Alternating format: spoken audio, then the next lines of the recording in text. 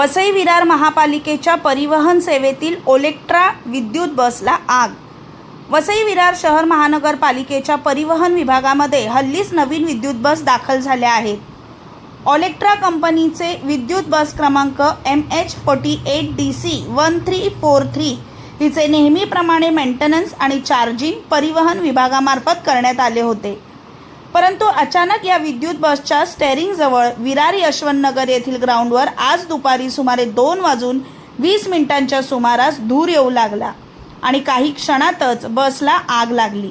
यावेळी त्वरित फायर ब्रिगेडला कळविण्यात आले व फायर ब्रिगेडच्या अग्निशमन जवानांनी सदर आग आटोक्यात आणली। या घटनेत या विद्युत बसची संपूर्ण बॉडी जळाली असून गाडीचे पुढचे टायर संपूर्णपणे जळाले आहेत, तर पाठीमागील टायर सुरक्षित आहेत।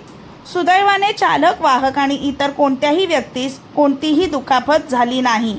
सदरच्या घटनास्थळी महापौर अजय पाटील यांनी त्वरित भेट दिली। धन्यवाद। चॅनलला लाईक, शेअर, सबस्क्राईब जरूर करा।